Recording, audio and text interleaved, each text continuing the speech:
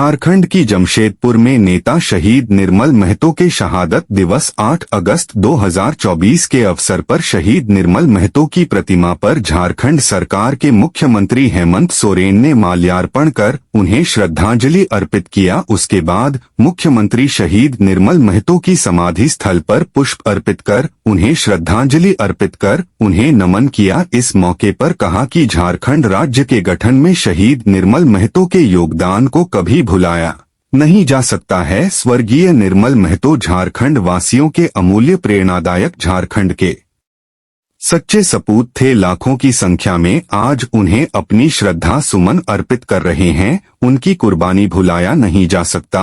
और आगे झारखंड के मुख्यमंत्री ने मंच से क्या कहा, आप लोग भी सुने। जमशेदपुर संवाददाता की रिपोर्ट। अधिकार देने की बात करते हैं, उसके लिए नियम बनाते हैं, 32,000 खर्चा आधारित नियोजन नीति बनाते हैं, स्थानीय नीति बनाते हैं, तो यही लोग कोर्ट कचहरी में जाकर के उस पर हटा देता है। इन्हीं के कार्यकर्ता लोग कोर्ट में जाते हैं और कोर्ट कचहरी में ऐसे चीजों को उठाते हैं जहां आज हम और भी पीछे चले जाते हैं।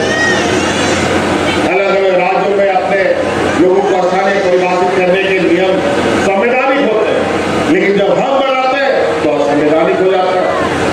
पता नहीं क्यों हमको लगता है यहाँ पर जो लोग हमारे विपक्ष में है, ये लोग की बुद्धि से भी बहुत तेज है, पैसा कौड़ी भी इनके पास है, पढ़े लिखे लोग भी है, वकील भी है, जज भी इनका लोग है, इसे हटा देता है और हम लोग भटकते रहते हैं। और केंद्र की सरकार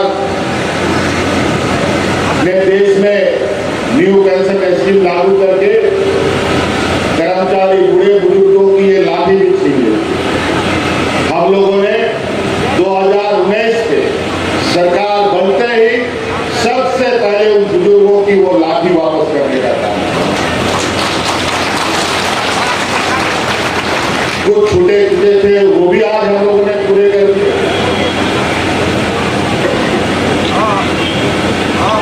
कई ऐसी चीजें आज इस सभा में हमारे साथ पार्टी से नव निर्वाचित जाते विधायक कल्पना सोरेन जी भी आने वाली, जो हमारी धर्मपत्नी भी है। लेकिन आज बड़ा संयोग की बात है कि वो यहाँ नहीं आ पाई। वो इसलिए यहाँ नहीं आ पाई कि घर में जितने भी हमारे कर्मचारी हैं, जो काम करने वाले घर में है, जो महिलाएं, सभी घर छोड़ के सरकार की मुख्यमंत्री मैया योजना का फॉर्म भरने चले गए, तो घर में कुछ नहीं। तो अभी घर और में लगी हुई है, इसलिए वो नहीं आ पाए। और उसमें भी जो कानूनी अड़चनें थी उसका भी निराकरण हम लोगों ने कर दिया।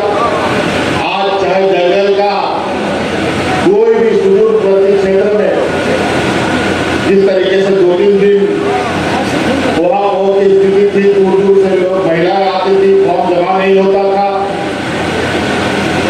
मैं इसको लगातार देख रहा था कि राज्य में किन किन जगहों से कैसे कैसे समस्याएं आ रही है, और अब तो बतवा सारी जगहों से सारी समस्याओं को सुनने के बाद कल कैबिनेट की बैठक में सबसे पहले हम लोगों ने मैया योजना की समस्या का समाधान कर उसका हल निकाल दिया, जो आज पूर्ण रूप से महिलाएं बड़ी आराम से अपने इस योजना का लाभ ले सकती। उसमें विश्वविद्यालय वाले जो लोग थे वो पुराने पेंशन स्कीम से जुड़ नहीं पा रहे थे और उनकी लंबी मांग भी थी, लेकिन कई कानूनी अड़चनों की वजह से उनको पुराना पेंशन स्कीम का लाभ नहीं मिल पा रहा। लेकिन वो अड़चन आखिरकार हम लोगों ने समाप्त कर दिया। जैसे कि आप सबको मालूम है कि किसी भी व्यक्ति का पेंशन आज के दिन में बुढ़ापे का लाभ ही होता है।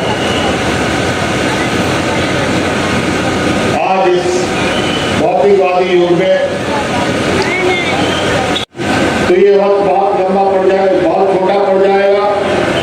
लेकिन आज हमारे विरोधी एक प्रकार है जो भारतीय जनता पार्टी के लोग षड्यंत्र रच रहे हैं और षड्यंत्र के बदौलत जो चुनावी मैदान में आते हैं, अभी लोकसभा में भी जिस तरीके से उन लोगों ने पूरे देश में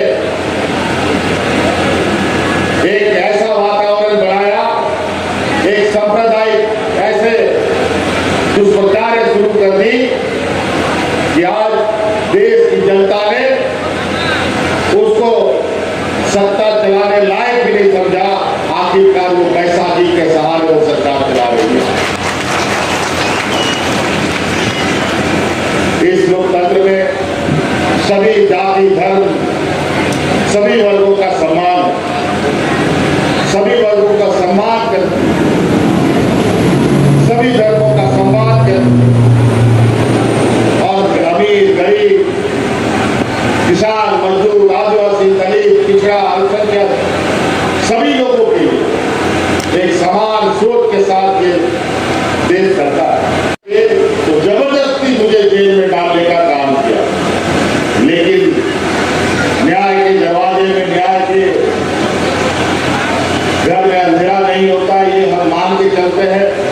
और अंतर्गतवा न्यायालय से हमें बाध्य बरी किया गया और आज हम आपके सामने खड़े हैं। इस बार बहुत जल्द इन लोगों का मनसा है कि चुनाव विधानसभा का हम करा दें। हम तो इनको चुनाव भी देते हैं कि कल घोषणा करो, परसों इनका सफाया करेंगे।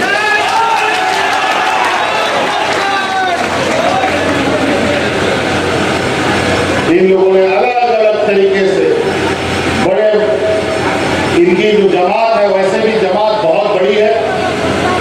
देश का सबसे बड़ा, दुनिया का सबसे बड़ा दल ये अपने आप को कहते हैं। देश का सबसे बड़ा दल नहीं, देश का सबसे बड़ा षड्यंत्रकारी ये लोग कि आज 80 करोड़ से अधिक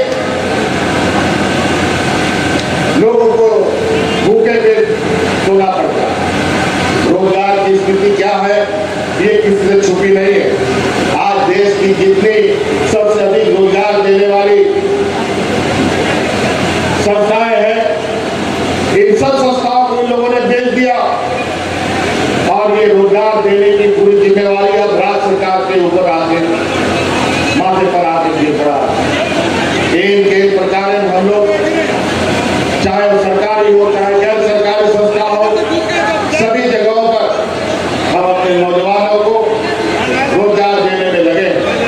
विपरीत परिस्थिति थी, सरकार बनते ही कोरोना, हम लोगों ने कोरोना का जंग झेला और कोरोना का क्या हाल था किसी से छुपा नहीं था।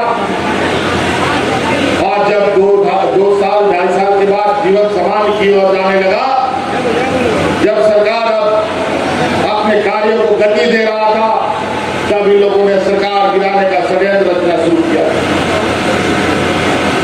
और आप लोगों ने सुना होगा कई राज्यों में विधायकों को खरीद फरोख्त करके सरकारें गिराई गई। ये लोग विकास के कामों पे ध्यान नहीं देते, बल्कि ये 24 घंटे 7 दिन 12 महीना सिर्फ और सिर्फ सत्ता में कैसे आए, चुनाव के माध्यम से हो या विधायक खरीद फरोख्त के माध्यम से हम सरकार कैसे बनाए, इसी काम में ये लगे।